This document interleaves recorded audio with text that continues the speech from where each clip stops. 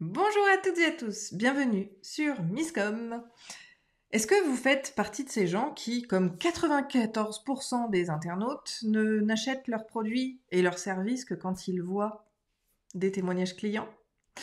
C'est un petit peu le principe et c'est ce qu'on va voir pour votre entreprise cette semaine. Salut à tous, pour ceux qui me découvriraient, je suis Carnet Grillé alias Misscom, révélatrice de personnalité d'entreprise. Depuis plus de 10 ans, j'accompagne les indépendants, TPE, PME dans leur communication et leur marketing, de la stratégie à la création des outils en passant par votre formation. Cette semaine sur Misscom, on aborde la thématique du témoignage. Et on voit bien évidemment, puisque le lundi on parle stratégie, pourquoi devez-vous absolument commencer à récolter des témoignages même quand vous vous lancez tout juste? C'est ce qu'on voit aujourd'hui et nous déroulerons la thématique du témoignage tout au long de la semaine. Et quelle que soit la date, sauf la semaine consacrée où vous vous retrouvez sur YouTube, les liens des 2 autres vidéos de la thématique se retrouvent dans la description de celle du jour. En tout cas, si les témoignages vous parlent, n'hésitez pas à mettre un pouce en l'air à cette vidéo. Donc on attaque d'emblée et tout de suite. Pourquoi devez-vous absolument commencer à récolter des témoignages pour votre entreprise? Et ce, je dirais, même si vous commencez tout juste. Le principe est simple, je l'ai donné en introduction, plus de 94% des gens valident leur choix d'acheter des produits et des services uniquement sur le fait qu'il y ait des témoignages. Ça veut dire que pour 94% de potentiels clients que vous aurez qui visitent, si vous n'avez pas de témoignages, vous les perdez. Ce qui, quand même, est une énorme proportion de la clientèle. Donc, on comprend dès lors que ne pas avoir de témoignages est un véritable frein au développement et à la pérennité de votre entreprise. Donc, il est impératif d'utiliser la notion de témoignage. Et je ne parle pas de social proof, ce sera une thématique qu'on verra le mois prochain, de la preuve sociale qui est un petit peu différente. Les témoignages font partie de la preuve sociale, mais ne sont pas l'intégralité de la preuve sociale. En tout cas, cette notion de témoignage, de retour client, va être très important. Alors vous me direz, oui, mais on a les notes. Il y a la possibilité de mettre un nombre d'étoiles et de pas forcément avoir effectivement de témoignages. Et c'est OK pour un certain nombre de personnes. Mais comme je le disais, ça c'est la preuve sociale, c'est pas le témoignage en tant que tel. Le témoignage, lui, il doit vraiment être utile et très orienté.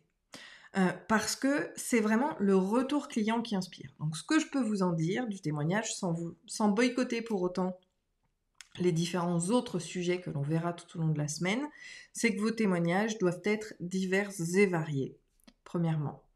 Vous pouvez avoir des témoignages généralistes, mais il faut aussi avoir des témoignages qui vont être spécifiques à chacun de vos produits. Il faut également que vos témoignages soient le plus diversifiés possible, dans le sens où vous ne pouvez plus aujourd'hui vous fier qu'à du témoignage écrit. Je sais que l'écrit, c'est quelque chose qui va être plus souvent facile à obtenir, mais aujourd'hui où la vidéo est devenue vraiment l'outil numéro 1 de connexion avec son audience, avec ses futurs clients, parce que l'audiovisuel est le seul média qui nous permet d'utiliser plusieurs sens que l'on peut avoir, et par conséquent nous apporter plus de connexion avec de potentiels clients. Donc vous devez impérativement aussi diversifier cette notion de support, j'entends des façons dans ma tête en même temps, de format surtout, de formats différents de témoignages. Ça peut être effectivement des textes, puisque c'est ce qui vous permettra d'être référencé quelque peu, quoique les témoignages, à moins d'être vraiment rédigés SEO friendly, ce qui est compliqué, ne vous apportera pas trop, mais il y a beaucoup de gens qui aiment lire, mais vous avez aussi cette notion d'audiovisuel. Donc vous pouvez faire de l'audio tout simple ou bien évidemment de la vidéo. Et je pense qu'aujourd'hui, en bientôt 2023, il faut impérativement mixer les différents formats pour avoir, je dirais, un éventail de témoignages qui vont vraiment servir votre entreprise et votre business. C'est quelque chose d'essentiel. Donc pourquoi devez-vous absolument commencer à récolter ces fameux témoignages? Comme je l'ai dit, 94% des gens qui vous découvrirez par Internet prendront une décision parce qu'il y a des retours clients. Alors vous me direz, oui, mais moi je débute, je ne peux pas en avoir. Ou moi j'ai un nouveau produit et je ne peux pas en avoir.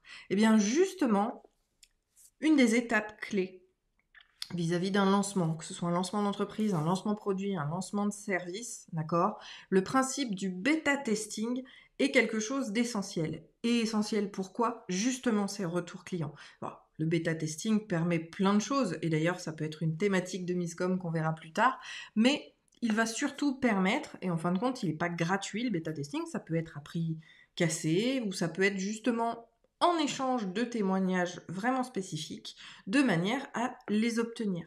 On ne peut pas aujourd'hui lancer d'entreprise ou de produit sans avoir ce travail-là en amont, nous permettant d'avoir ces retours essentiels à la prise de décision pour vos futurs clients.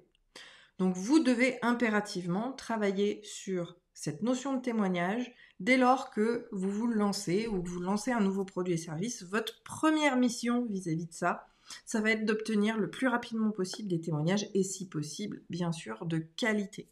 On verra la notion de qualité plus tard, mais, enfin de qualité et plutôt de quel type de témoignage demander ou obtenir, ça restera important. Dernier point vis-à-vis de la thématique sur le fait d'avoir et d'obtenir des témoignages, vous ne pouvez pas attendre des gens qu'ils témoignent d'eux-mêmes. Ce n'est plus quelque chose d'aussi systématique et automatisé dans la plupart des gens. Mettez-le sous le fait que on court de plus en plus vite dans notre vie, on est beaucoup plus speed, on a tellement de choses à penser que tout le positif, on a du mal. Puis c'est humain. Finalement, ce qui nous reste, c'est le négatif. Le positif, on a du mal à le partager. Alors que le fait de râler sur les réseaux sociaux parce que quelque chose ne va pas, c'est monnaie courante. Donc il faut aller chercher ces infos, ces témoignages, ces gens-là. Il faut que vous alliez vous-même les chercher justement en préparant, en faisant des questions, en utilisant peut-être le dernier rendez-vous client pour pouvoir enregistrer la fameuse vidéo. Vous aurez des moments beaucoup plus propices pour pouvoir retirer les éléments essentiels et nécessaires à la mise en place de témoignages sur vos différents supports de communication. Je finirai d'ailleurs là-dessus. Où est-ce que l'on va trouver les témoignages, sans encore une fois me boycotter sur les prochaines vidéos à venir? Eh bien, vous allez pouvoir en mettre partout, d'accord? Sur tout ce qui va être support institutionnel. Sur tous vos supports institutionnels, vous devez avoir la présence de témoignages qui vont permettre de donner... En fait, ça fait un peu partie, vous le savez, de mon dada, qui sont les biais cognitifs. Si on a une note d'évaluation, ça nous permet, même si c'est un raccourci du cerveau, d'évaluer vos prestations en fonction de nos besoins, ou plutôt d'évaluer vos prestations en fonction des besoins des utilisateurs et de vos potentiels clients. Et ces notions de témoignage vont permettre de déterminer une espèce d'échelle de valeur vis-à-vis de ce que vous allez produire. Donc c'est pour ça aussi qu'ils sont essentiels à cette prise de décision. Parce que quand on n'a pas d'évaluation possible, on ne sait pas où se situer sur le marché, donc on ne sait pas où vous situez quand on vous visite, et par conséquent, ça bloque la prise de décision.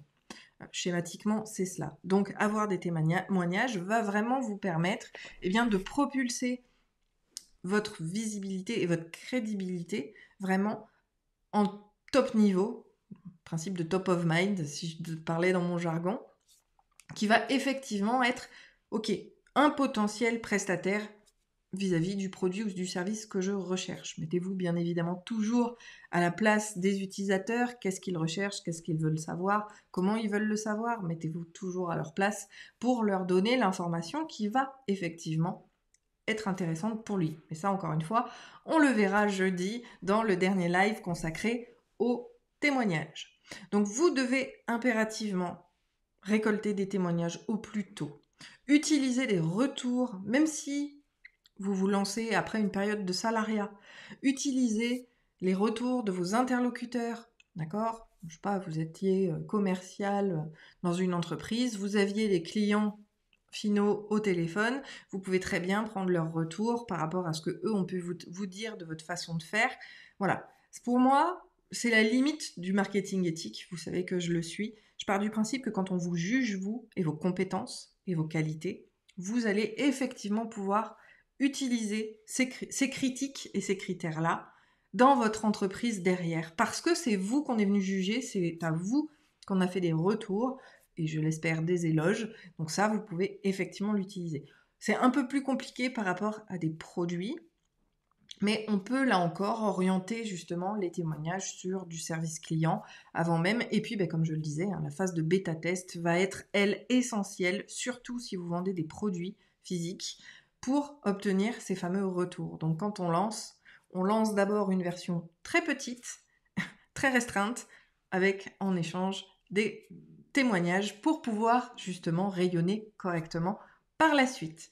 Allez, je vous charge pas plus la tête pour aujourd'hui. J'espère que vous aurez compris l'importance d'avoir ces témoignages sur vos différentes pages. On verra dès demain la suite vis-à-vis du sujet sur comment travailler sur ces témoignages et où est-ce qu'ils doivent être et comment ils doivent se présenter. On voit tout ça pour la suite. Si cette vidéo vous a plu, n'hésitez pas à mettre un pouce en l'air à celle-ci.